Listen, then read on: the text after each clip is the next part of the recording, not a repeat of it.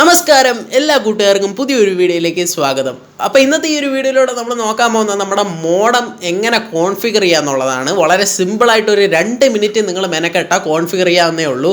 അപ്പോൾ പുതിയ മോഡം ആയാലും നമ്മുടെ ഈ ഒരു കോൺഫിഗർ ചെയ്തിട്ടുള്ള മോഡം ആയാലും ഒരേ രീതിയിൽ തന്നെയാണ്.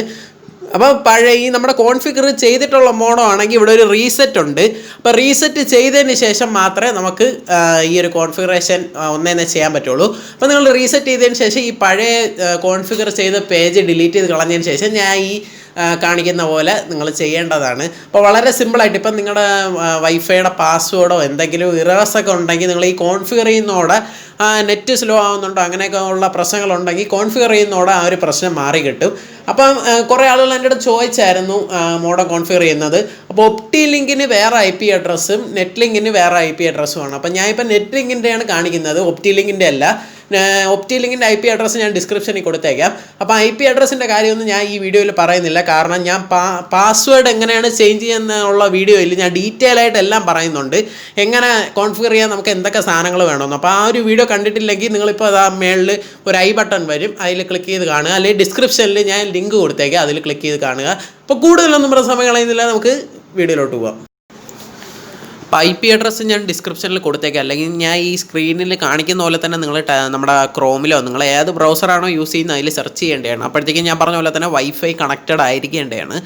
അപ്പോഴത്തേക്കും നമ്മുടെ യൂസർ നെയിമും പാസ്വേഡും ചോദിക്കുന്നതാണ്. അപ്പം പുതിയ മോഡം ആണെങ്കിൽ ഞാൻ പറഞ്ഞ പോലെ അതിൻ്റെ ആ ഒരു ബോക്സിൽ തന്നെ കാണും. ഇല്ല നമ്മൾ കോൺഫിഗർ ചെയ്ത മോഡം ആണെങ്കിൽ നിങ്ങളുടെ ഓപ്പറേറ്ററിൻ്റെ അടുത്ത് ചോദിച്ചു കഴിഞ്ഞാൽ യൂസർ നെയിമും പാസ്വേഡും പറഞ്ഞു തരുന്നതാണ്. ഓക്കെ, അത് ജസ്റ്റ് ഒന്ന് ടൈപ്പ് ചെയ്തിട്ട് ലോഗിൻ കൊടുത്തു കഴിഞ്ഞാൽ നമുക്ക് ഇതിന് നെറ്റൊന്നും ആവശ്യമില്ല ഇത് കയറാൻ വേണ്ടി. ഇങ്ങനെ ഒരു ഇൻ്റർഫേസ് ആയിരിക്കും വരുന്നത്. ഇവിടെ നമുക്ക് ഈ ഒരു മോഡം ഫുൾ കൺട്രോൾ ചെയ്യാനുള്ള ഓപ്ഷൻ ഉണ്ട്.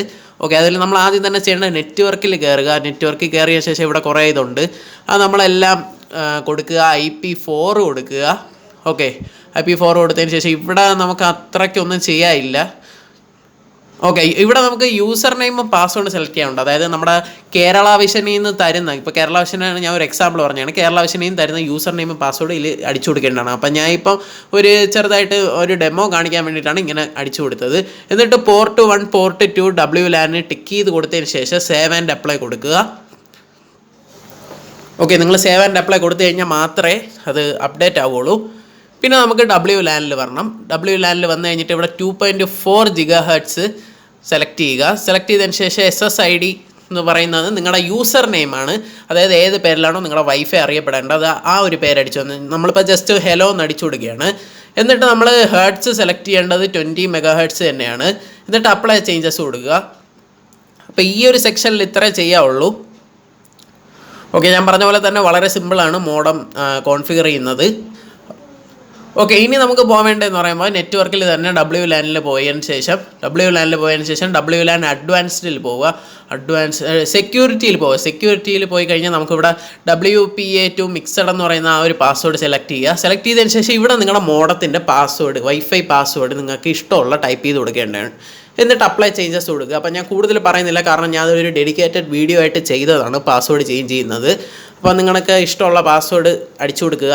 നിങ്ങളുടെ മോഡത്തിനും നിങ്ങളുടെ ആ ഒരു റൂട്ടറിന് വരേണ്ട പാസ്വേഡ് അടിച്ചു കൊടുത്തതിന് ശേഷം അപ്ലൈ ചേഞ്ചസ് കൊടുക്കുക. ഓക്കെ, അപ്പോൾ നമ്മുടെ ഏകദേശം പണി കംപ്ലീറ്റ് ആയി. ഇനി നമ്മളിതാ ഇവിടെ എല്ലാം അപ്ഡേറ്റ് ആയിട്ടുണ്ട്. സേവ് ചേഞ്ചസ് നിങ്ങൾ ഒരിക്കലും കൊടുക്കാൻ മറക്കരുത്. ഇപ്പം നമുക്കിവിടെ കാണാം, ഇവിടെ നെറ്റിൻ്റെ സ്റ്റാറ്റസാണ് കാണിക്കുന്നത്. ഇനേബിൾഡ് അപ്പാണോ ഡൗൺ ആണോ എന്നാണ് കാണിക്കുന്നത്. അപ്പോൾ നമ്മൾ ഒപ്റ്റിക്കൽ ഫൈബർ കണക്ട് ചെയ്ത് കഴിഞ്ഞാൽ നമുക്ക് നെറ്റ് കിട്ടുന്നതാണ്. ഇവിടെ ഈ പോൺ ഇൻഫർമേഷൻ എന്ന് അടിച്ചു കഴിഞ്ഞാൽ നമുക്ക് എത്ര വോൾട്ടേജ് വരുന്നുണ്ട്. RX പവർ നമുക്ക് 16 എത്രയാണ് കാണിക്കുന്നത്. അപ്പോഴത്തേക്ക് അത് നിങ്ങൾക്ക് മൈനസ് നമ്മുടെ മോഡത്തിൻ്റെ ടെമ്പറേച്ചർ കാണിക്കും. ടെമ്പറേച്ചർ 10ൽ കുറവാണെങ്കിലും ഓക്കെ, മോഡത്തിൻ്റെ ടെമ്പറേച്ചർ എന്ന് പറയുമ്പോൾ 10ൽ കുറവാണെങ്കിലും 90ൽ കൂടുതലാണെങ്കിലും 10 ഡിഗ്രി സെൽഷ്യസിൽ കുറവാണെങ്കിലും 90 ഡിഗ്രിയിൽ കൂടുതലാണെങ്കിലും നമ്മുടെ മോഡം വർക്കാവത്തില്ല. അപ്പോൾ അത് നിങ്ങൾ നോക്കിക്കൊള്ളണം. നമ്മുടെ ടെമ്പറേച്ചറും എത്ര ഔട്ട്പുട്ട് വോൾട്ടേജ് വരുന്നുണ്ട്, സിഗ്നൽ വരുന്നുണ്ടെന്നൊക്കെ ഈ ഒരു ഇൻ്റർഫേസിൽ നമുക്ക് കാണിക്കുന്നതാണ്. അപ്പോൾ ഇന്നത്തെ ഈ ഒരു വീഡിയോ നിങ്ങൾക്ക് എല്ലാവർക്കും ഇഷ്ടപ്പെട്ടെന്ന് വിചാരിക്കുന്നു. ഇഷ്ടപ്പെട്ടാൽ ഈ വീഡിയോ ഇന്ന് തന്നെ ലൈക്ക് ചെയ്യുക. പിന്നെ ഈ ചാനൽ ഇന്ന് തന്നെ സബ്സ്ക്രൈബ് ചെയ്ത് തൊട്ടടുത്ത് കാണുന്ന ബെല്ലൈക്കൻ കൂടെ ക്ലിക്ക് ചെയ്താലേ നിങ്ങൾ വീഡിയോ അപ്ലോഡ് ചെയ്യുമ്പോഴത്തേക്ക് അപ്പോൾ തന്നെ നിങ്ങൾക്ക് നോട്ടിഫിക്കേഷനായിട്ട് ലഭിക്കുള്ളൂ. അപ്പോൾ ഇതിലും കിഡിലായിട്ടുള്ള വീഡിയോസുമായി നമുക്ക് വീണ്ടും കാണാം. അതുവരെയും ബൈ.